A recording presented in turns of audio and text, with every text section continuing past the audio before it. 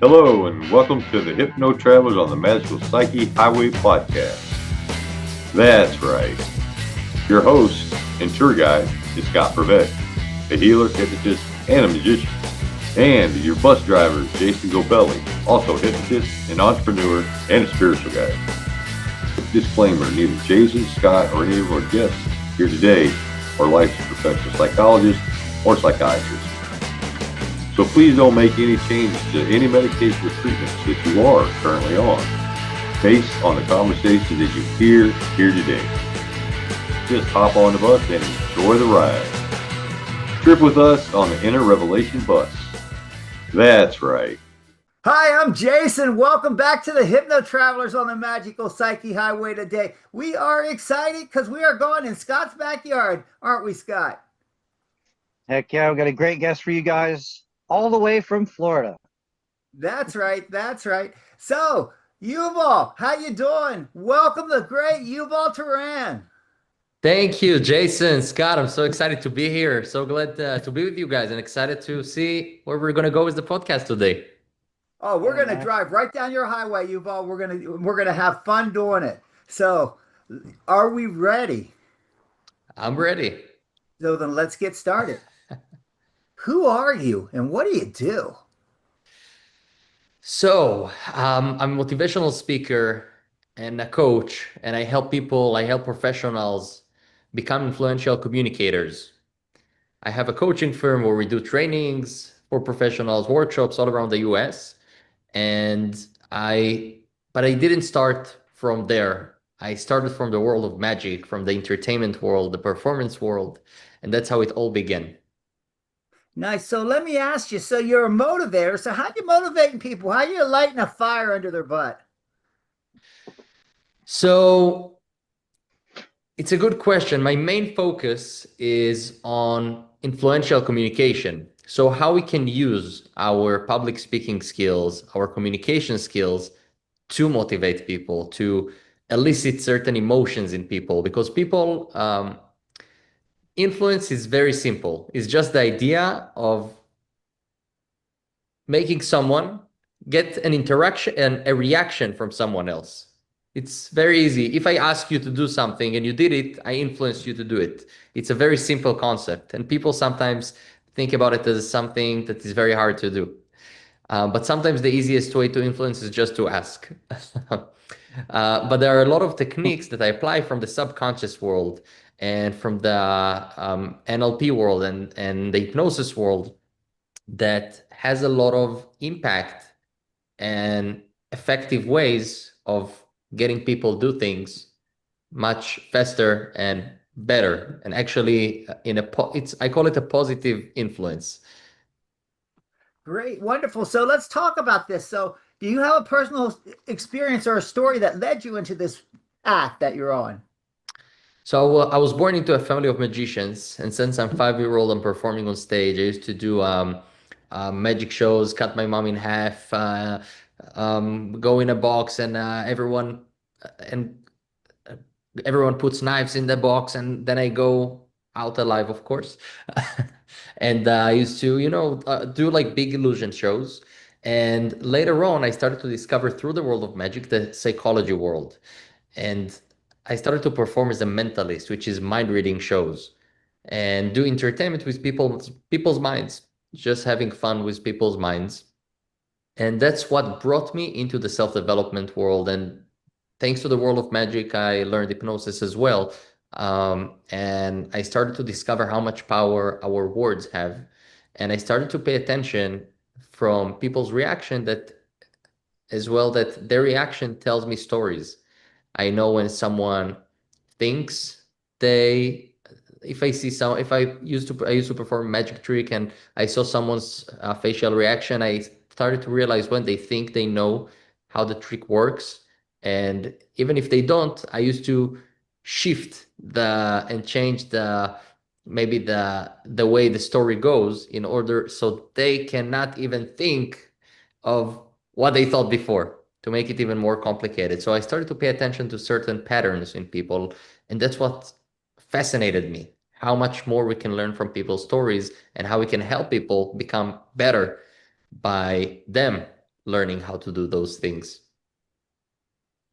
Nice. So there's a little bit of a distance from uh, NLP and the stage because a lot of times NLP is done one-on-one, but you're doing one-to-many, correct? True. Yeah, yeah. My main work is on stage. And NLP, I would say the techniques can be applied everywhere. NLP is neuro-linguistic programming. It's basically an amazing, I love to call it, it has a lot of communicational methodologies that people can use to basically communicate better. And as you know, there is the aspect of hypnotic language, and there are a lot of ways to communicate more effectively. So NLP on stage, basically, you apply same techniques, for example, anchors. You can anchor certain feeling in your audience by the position, for example, you stand on stage. If I want to make someone go with my story and I want to anchor certain feelings during my stories, I position myself on stage in certain places that I want people to have to associate that feeling with that position. Or I work a lot with submodalities, which is basically how we perceive the images in our mind. So when I tell you, for example, if our audience that listen now, just for our audience, so if you think about, let's say, if I'll tell you to imagine something, imagine a lemon. And if you imagine a lemon right now, just a simple image as that, you would see that lemon either close to you, far away from you. Um, would you see it with vivid colors or not? So all of those mental representations to that image create certain feelings. Same thing as the lemon, you could think of your something you fear from. And usually, if, for example, not a long time ago, I did for someone with flight fear, and the way I told them, think of your flight fear. What do you see? So they said, I see a small airplane that looks like a can with wings. And if that's the mental representation for that image, of course they fear from it. So just by simply changing the way they perceive that plane, make it, if it's to make it bigger, make it more comfortable, make the chairs more comfortable in their mind. It's a guided imagery process that helps them to change the image and basically be comfortable with their fear. So it's not, the image is not scary anymore. Yeah, I get it. I get it. That sounds like it's a lot of that sounds like an individual thing, but it's a little bit different when you can't ask the questions on the stage. So you're kind of like guiding them on the stage and giving them their pain point, correct? Yeah, so on the stage, I do the same thing. I would use certain words that would create certain images in their mind. I would use words that, if I would make the image bigger or see it bigger. Sometimes I bring people on stage and I actually demonstrate on them. So it's kind of one-on-one on stage, but basically I speak to the whole audience. So you're doing magic and mentalism also on your stage? I combine magic and mentalism as well, of course. I do. That's a world that I love, and it still has a lot of psychology in it. So I combine it all the time. If it's sleight of hand, misdirection, it has a lot of. You got to be aware uh, to people's reactions. Where do they look? How to manipulate their attention as well to make sure the trick that you're doing would work well. So Yes. I love to combine it as well. Yeah. I get it. I get it. So then the path that we go that can cause a little bit of danger is that although the trick is not real, the NLP and the hypnosis is real. So how do you differentiate that for your audience? So magic, I would say, it's not as a magic portion that you put little things and some real magic happens, but it is real magic because it uses psychology, uses a lot of linguistic. You gotta know how to speak to your audience in a certain way. So that's how I improved basically, I would say, my communication through the world of magic and mentalism. And NLP is another form of magic. It's definitely another form of magic that allows you to create people's mental patterns to help them live better and have a better life quality. And by the way you communicate with them, very simply, you can just speak with people and change their limiting beliefs. You can change the way they perceive certain things. You can help them overcome fears just by communicating. So when did you have that, that aha moment, that moment like, wow, I'm really going to be able to help people? What was that like? So, first time I remember learning about NLP, I went to lots of magic and mentalist conferences. And I remember it was a smaller, it was a small magic conference in, I don't remember what it was, maybe Italy. And one of the mentalists over there spoke about neurolinguistic programming. And he combined NLP with magic and mentalism, basically. How in his one of his effect, an entertaining effect. And that's where I was starting to wonder. He combined the submodalities of, he said, push the image, see something that you fear from, and make the image, push it back until you don't see it anymore. And then pay attention if it still scares you the same amount or less. And that's where I started to think, wow, I'm really curious about learning more about this NLP. And I decided later on to do an NLP practitioner and master practitioner. And later on, I did my NLP trainer and NLP coach. So I really dived into this world of NLP as I wanted to learn more. And I saw that it really has a significant amount of power to help people live better life, and all just by communicating. So I love communication and I love the ability to help people. So those two combinations just fascinated me to dig deeper and learn it. So are you doing this? You're doing this mostly live, right? You're not doing it online. Are you doing online programs as well? Sometimes I do online programs. Mainly I do it live, but all around the US. I just came back from New Jersey. So I go all around. Nice, nice. So you've got a lot going on. You got all these different things you're doing. Who are your mentors? My mentors, I would say, first of all, my mentors goes back to the magic world.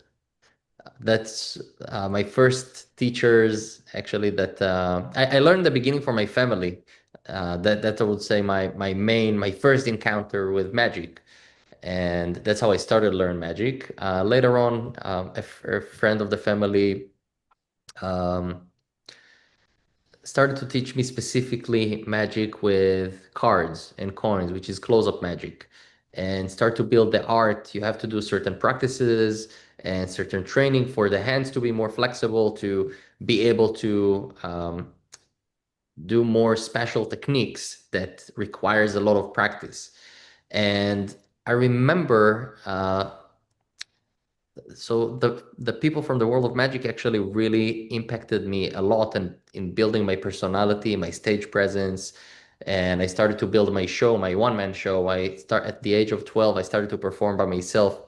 And we worked together on, he helped me to build my show and my stage presence, and started to think how to interact with the audience, because you're not performing just to yourself anymore, you're performing to other people. And a mentalist show, it's mainly based on your words. So I gotta speak well in order to deliver those ideas, because it's more of a mental magic, I would say. It's not something visual that you necessarily see, but how you can fascinate people and interact with people just with the power of your words and those demonstrations that you make. So um, we started build the show, and and also the mentality in order to be able to perform and go on stage and just grab people's attention.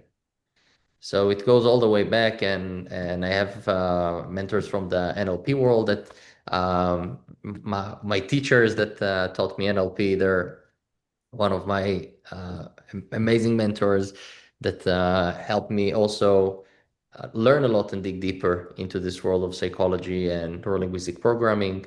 I have mentors. I would say some of my college professors are great mentors of mine. So I have lots and lots of mentors that really helped me shape my perspective and build and get to the results I want. Name some of your strongest ones, some of the ones who had the biggest impact on you. I would say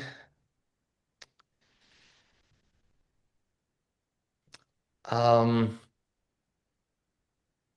one of two of my teachers back then in magic, Michael and Max, uh, amazing magicians that really helped me build that persona to perform, to build my show, to go think outside the box and develop my skills for close-up magic, which teaches you a lot about psychology.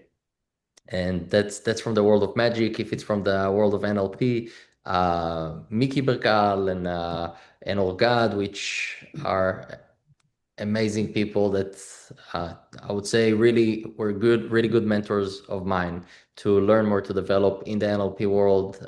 Olgad is doing actually a very interesting work with purpose work of how to dive deep and learn about your purpose and discover your purpose. So there are each mentor is in a little different direction that gave me a different perspective, which I love it. Nice, nice. Scott, you got some questions? I know you do. Sure. So, when you were talking about your interjecting magic into your NL with NLP and then taking it onto your clients, what kind of things do you do that So would I'm sorry, that you can? I couldn't hear you well. Oh, I'm sorry. Let me see if I can make your volume. What when you integrate magic and NLP together for clients, what can you describe to us some of the things that you do? So Give the us an magic example. yeah, the magic I combine mainly on stage, not when I do one-on-ones, but on stage, for example, I would demonstrate. I love to do a demonstration. There is a really cool magic trick, which is based on a psychological principle that I demonstrate on stage.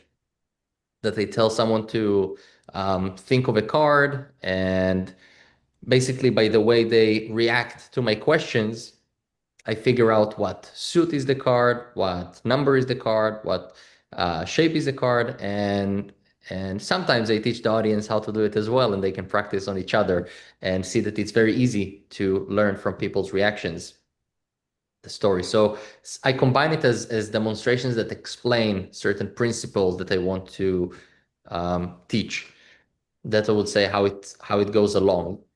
And sometimes just for fun, some demonstrations, people are curious sometimes to see something, so I demonstrate to them as well. But the main thing is I use it to help people understand better those concepts. Oh, great. So let's fast forward. Where do you expect to be 10 years from now? What will you be doing? So 10 years from now, I would say keep keep helping people, keep growing. So I have my coaching firm. So we the goal is to spread more to the. So we work a lot with businesses, organizations. We have events as well here. The open tickets events are mainly here in South Florida, but the for organizations, businesses, we go all around the US. And I would say the main goal is to open the more ticket selling events all around the US for if people from New York want to participate, so they can go to an event in New York. If someone from Boston want to go, they can go an event in Boston. So to open it all around, so people can just have access to it very easily. Great. Nice, nice. So I see you're going in a lot of different directions here with this and everything like that. And it's sounds pretty cool, pretty exciting. So how does it affect your home life? Traveling My and home all that. life. Yeah. Yeah, so I would say, yeah, I travel a bit. um, but I go for so I in New Jersey I went just for the weekend and came back, and sometimes it's here in Florida as well, but it's not necessarily, so I have to travel. But I would say it's nice as well. I get to see different places, meet different people, so it's definitely it's definitely nice. Sometimes it can be traveling back to back. If I have got to be in different places, then it might be a little hard to fly again and again and again and again. But at the end, I enjoy it. I love it. I would say I love it more than the I would say the problems that it brings. Then it's not a problem anymore. So it's fine. I enjoy it. Do you have kids? Not yet. No. Okay. Okay. Nice. Nice. Scott, you have any other questions? I did. So do you find it difficult um, going to one region to the next? How do you keep up with your health? With my health, Mhm. I would say I eat pretty healthy. I maintain a healthy lifestyle.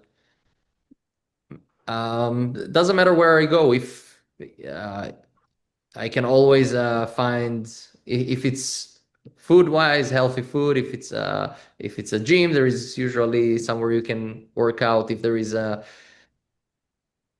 would say I maintain a pretty healthy lifestyle, and it's not hard to do it even if I fly somewhere. I kind of used to it. You've also, so you started working with your family where they kind of like guided you and led you in this. Are they involved in any of your programs?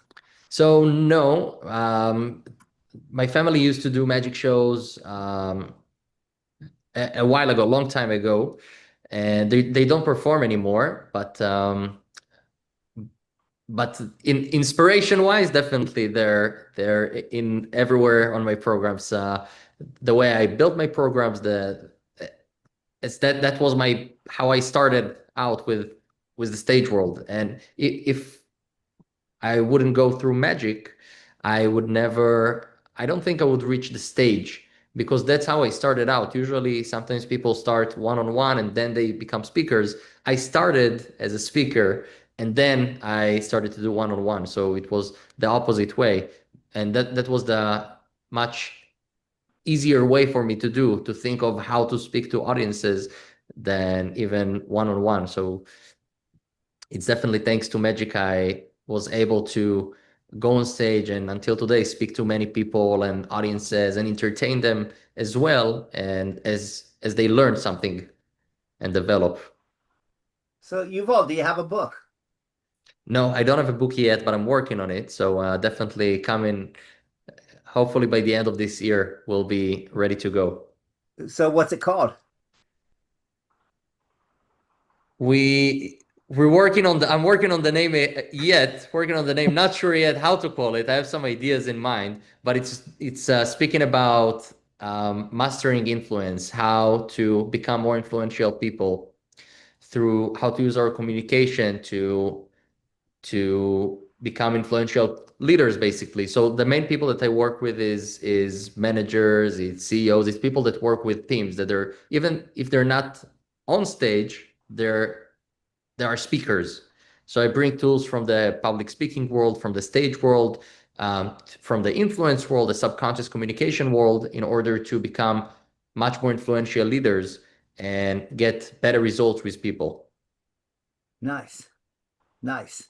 So how do our viewers get a hold of you? So I have my Instagram.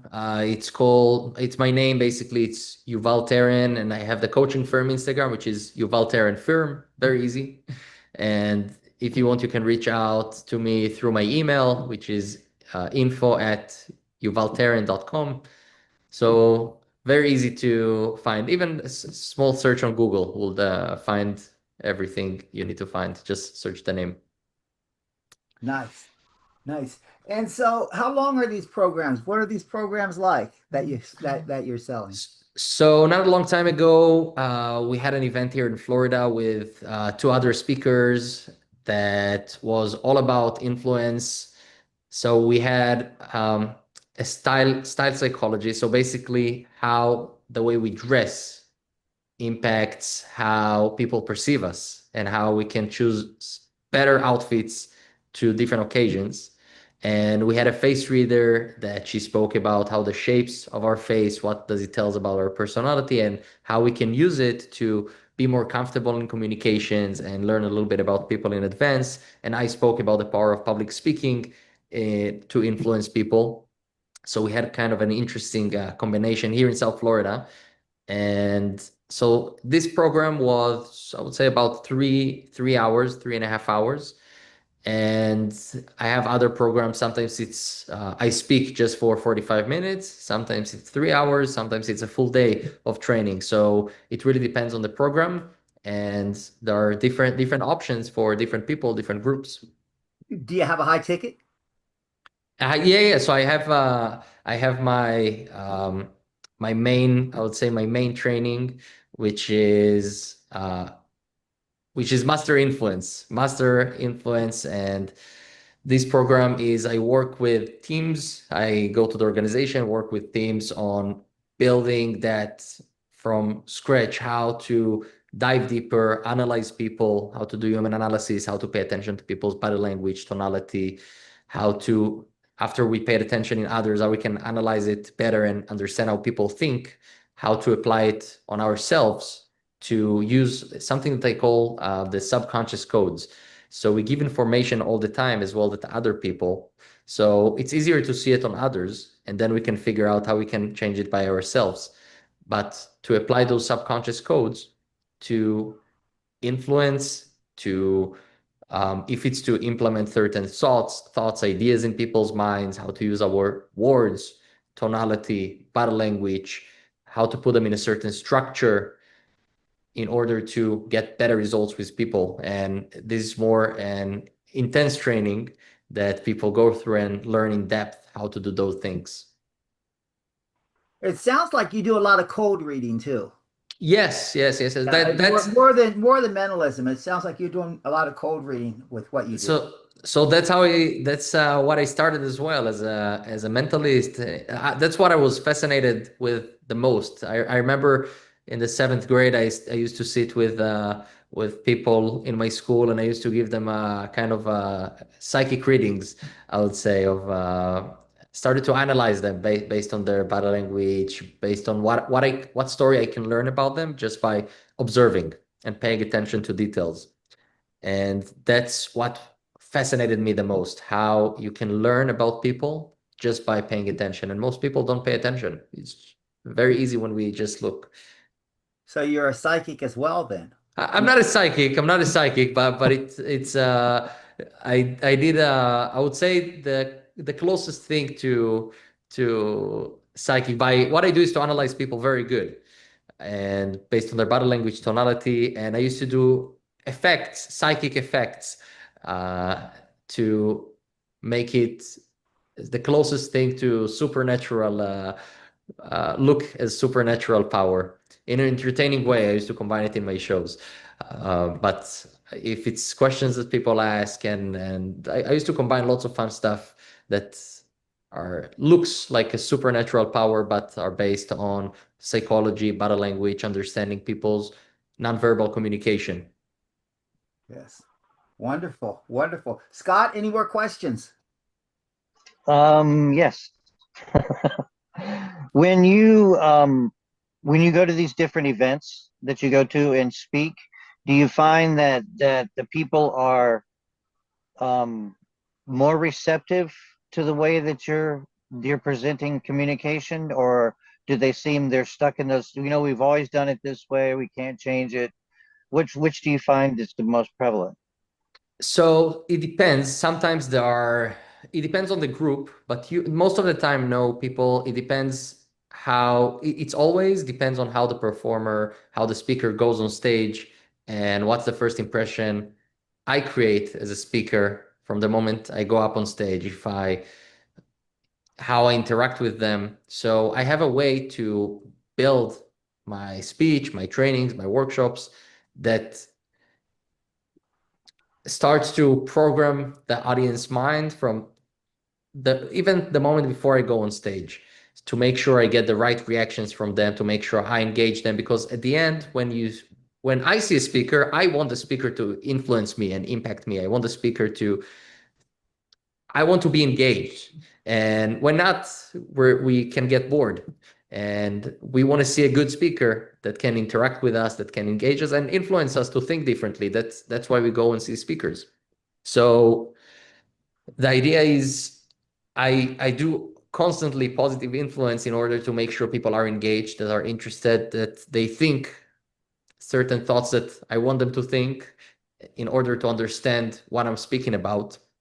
And I also do demonstrations of hypnosis, and I combine it in my speech. That's where me and Jason actually met at the hypnosis conference. And so the world has the psychology world, the hypnosis world, the NLP world. It's a vast world that has lots of interesting information, that it's basically just communication. And that's why I try to simplify to people that it's just about communication. The way you communicate impacts the reactions you get out of people. So I make sure that the way I communicate with my audience will get the right reactions that I want to get. Nice. Wonderful. Well, Yuval, do you have anything else you want to add?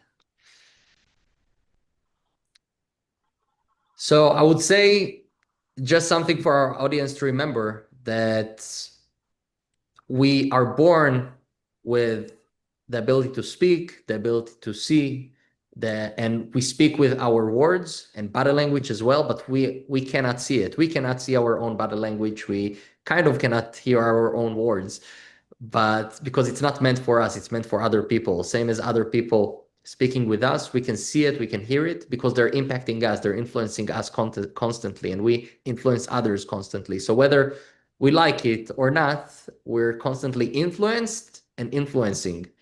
So we better know how to do it effectively. Nice. Scott, anything else? Thank you for coming here and taking time out of your schedule and spending it with us. We really appreciate it. Thank you very much. I had a great time. Yuval, we're not through yet. Oh, I have one big question for you. let's go. This is the big one for you to leave with the viewers. All right. What are your words of wisdom for our viewers? My words of wisdom. So there is a proverb that I love. It's the hand that gives flowers, a bit of fragrance stays with this hand, stays on this hand. So by doing good, we actually get good, and we have good in life. So by whatever work our audience have, whatever they do, as long as you're doing things positively in order to do better things for others, some good stays with you as well. Awesome. Great words of wisdom. We certainly appreciate having you on the show. It's been exciting, and it's been great traveling down your magical psyche highway. And for our viewers out there, we're glad you're here too. We hope you come back. Please subscribe. Please follow us. Share this with your friends. If you like us, give us a thumbs up. If you think we're assholes, we don't care. Just give us a thumbs down. We're just glad you're here, and we hope to see you next week. Thanks for coming. Wow, what a trip. Thanks for taking that journey with us today. Please like us, share us, and enlighten us with your views of the topics we drove into today. We appreciate you and love reading your comments. Thanks again, and we hope to see you back on the bus next week. That's right.